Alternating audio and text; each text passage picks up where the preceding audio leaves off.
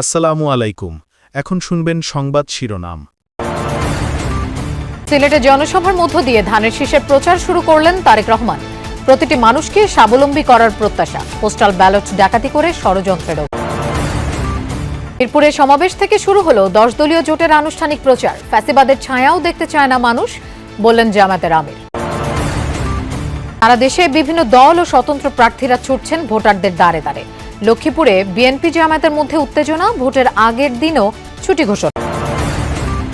যোগসাজশে ঋণ খেলাপিদের নির্বাচন করার সুযোগ দিয়েছে ইসি, অভিমত টিআইবির। হলফনামার তথ্যে প্রায় অর্ধেক প্রার্থী কোটিপতি।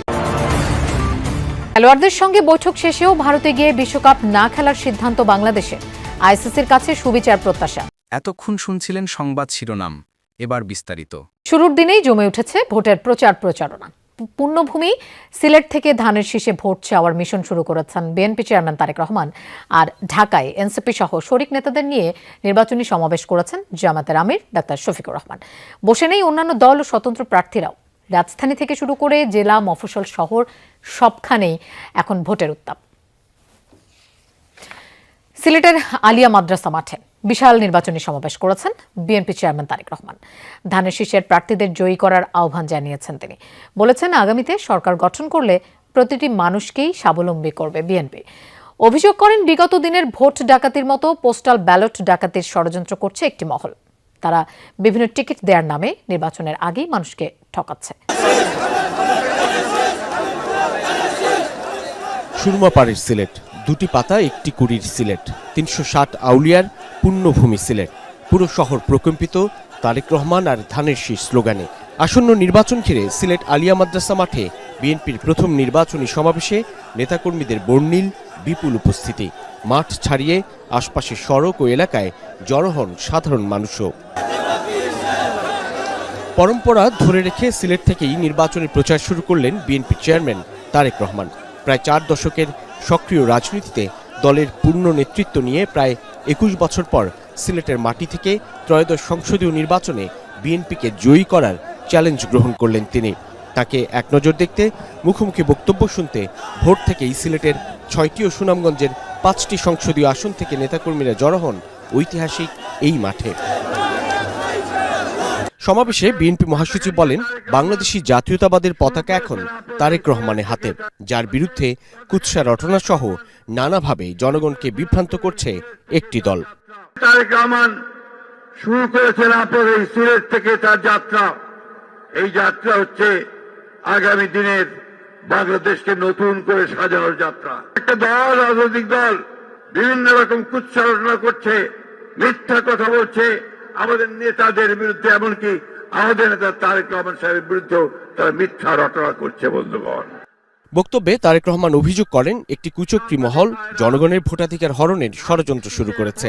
পোস্টাল ব্যালট ডাকাতি হয়েছে বলেও দাবি করেন তিনি। মধ্যপ্রাচ্য সহ বিভিন্ন দেশে পোস্টাল ব্যালট যেগুলো পাঠানো আছে সেগুলোকে কিভাবে ডাকাতি করা হয়েছে, ঠিক যারা এই দেশ থেকে পালিয়ে গেছে তারা যেভাবে আপনাদের ভোট ডাকাতি করেছিল, ঠিক একইভাবে আবার সেই ষড়যন্ত্র শুরু হয়েছে। দেখেছেন আপনারা? দেখেছেন? প্রিয় ভাই বোনেরা, সেই ষড়যন্ত্রের বিরুদ্ধে সজাগ থাকতে হবে। আপনি তো উমরা হজ করে আসছেন, যে মাইকের সামনে দাঁড়ান। সমাবেশ থেকে সদ্য উমরা পালনকারী একজনকে ডেকে নিয়ে তারেক রহমান বলেন, দোজক বেহেশতের মালিক আল্লাহ, যা দেওয়ার ক্ষমতা মানুষের নেই। বিভিন্ন টিকিটের নামে একটি দল মানুষকে ঠকাচ্ছে বলেও মন্তব্য করেন বিএনপির চেয়ারম্যান। নির্বাচনের আগেই একটি দল এই দিব ওই দিব বলছে, টিকিট দিব বলছে না, যেটার মালিক মানুষ না সেইটার কথা যদি সে বলে, এক শিরকি করা হচ্ছে না। যার মালিক আল্লাহ, যার অধিকার শুধু আল্লাহর একমাত্র, সবকিছুর অধিকার উপরে আল্লাহর অধিকার। কাজেই আগেই তো আপনাদেরকে ঠকাচ্ছে, নির্বাচনের ফলে তাহলে কেমন ঠকাবে আপনাদেরকে বোঝেন। এবার ধানের শীষ প্রতীকের প্রার্থীকে ভোট দিতে জনগণের প্রতি আহ্বান জানান তারেক রহমান। তুলে ধরেন জনগণের জন্য গৃহীত নানান পরিকল্পনা। স্মরণ করেন দীর্ঘদিনের আন্দোলন সংগ্রাম, গুম খুন আর নিপীড়নের শিকার নেতাকর্মীদের। আগামী 12 তারিখে ধানের শীষকে জয়যুক্ত করতে পারেন, আমরা ইনশাল্লাহ সারা বাংলাদেশের কৃষকদের পাশে তাহলে দাঁড়াতে পারবো। আপনাদের আগামী দিনের ধানের শীষের সরকার, বিএনপি সরকার, সেই শিক্ষিত মা বোনদেরকে, সকল মা বোনদেরকে অর্থনৈতিকভাবে আমরা স্বাবলম্বী করে গড়ে তুলতে চাই। যুব সমাজের সদস্যরা, লক্ষ লক্ষ সদস্যরা বেকার হয়ে বসে আছেন, আছে না? এই বেকারদের জন্য আমরা কর্মসংস্থান তৈরি করতে চাই। সিলেটের সমাবেশ শেষে সড়ক পথে ঢাকায় ফেরার পথে 6টি পথসভায় অংশ নিচ্ছেন তারেক রহমান। বিএনপি মনোনীত প্রার্থীকে বিজয়ী করার গুরুত্ব তুলে ধরেন সাধারণ জনগণের সামনে। বেগম খালেদা জিয়া বারবার এসেছেন সিলেট আলিয়া মাদ্রাসা মাঠে, কখনো দেশের স্বার্থ রক্ষায় টিপাইমুখ বাঁধের বিরোধিতা করে, কখনো বা সিলেটের সন্তান গুম হওয়া ইলিয়াস আলীকে ফেরত চেয়ে। তবে নিয়ম করে আসতেন প্রতিটি জাতীয় নির্বাচনের শুরুতেই প্রচারণার যাত্রা শুরুর জন্য। তারেক রহমান হাঁটলেন সেই পথেই। সিলেট থেকেই শুরু করলেন ত্রয়োদশ জাতীয় সংসদ নির্বাচনের আনুষ্ঠানিক নির্বাচনী প্রচারণা। আলিয়া মাদ্রাসা মাঠে সমাবেশ শেষে বিএনপি চেয়ারম্যান তারেক রহমান যোগ দেন মৌলভীবাজার সদর উপজেলার শেরপুর আইনপুর খেলার মাঠের নির্বাচনী সমাবেশে। এখানে তিনি বলেন, ব্যালট পেপার গায়েব ও ভোট চুরির প্রক্রিয়ায় নেমেছে একটি দল। মানুষ যখন তাদের বিভ্রান্তি আর ষড়যন্ত্র ধরে ফেলেছে, তখন নিরাপত্তা আর প্রোটোকলের আওয়াজ তুলছে। বলেন, গত 15 থেকে 16 বছর তথাকথিত নির্বাচনের নামে তামাশা হয়েছে।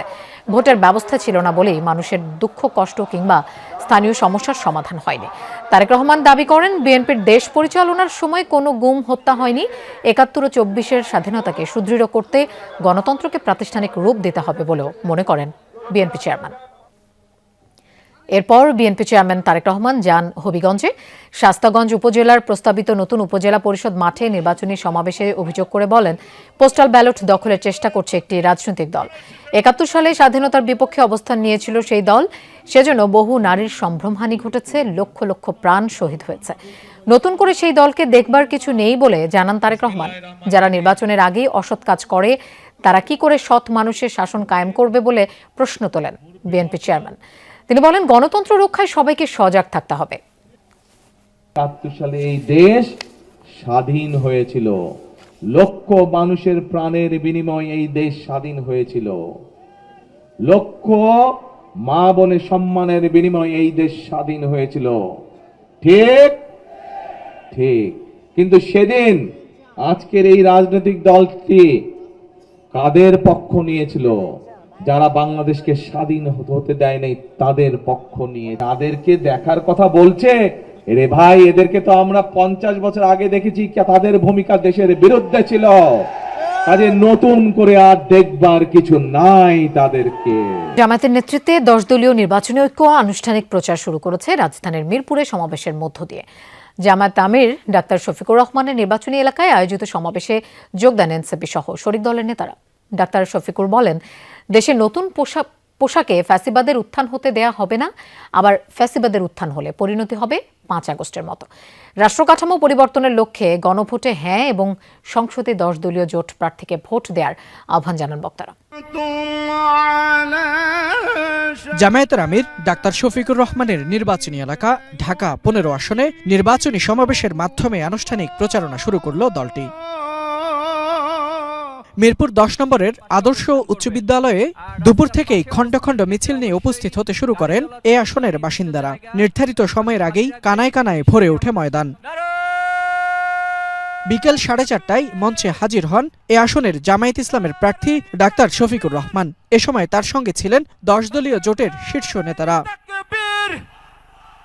ঢাকার দলীয় প্রার্থীদের পরিচয় করিয়ে দেন জামায়াত আমির। নাহিদ ইসলাম সহ প্রার্থীদের হাতে তুলে দেন দলীয় প্রতীক। এ সময় নাহিদ ইসলাম বলেন, এবারের নির্বাচন ক্ষমতা পরিবর্তনের নির্বাচন নয়, হবে ক্ষমতার কাঠামো পরিবর্তনের নির্বাচন। জাতীয় লড়াই আধিপত্যবাদের বিরুদ্ধে, ফ্যাসিবাদের বিরুদ্ধে এবং দেশের ভিতরে আমাদের দুর্নীতি এবং চাঁদাবাজ এবং বৈষম্যের বিরুদ্ধে লড়াই, এই উভয় লড়াই আমাদেরকে একসাথে চালিয়ে যেতে হবে।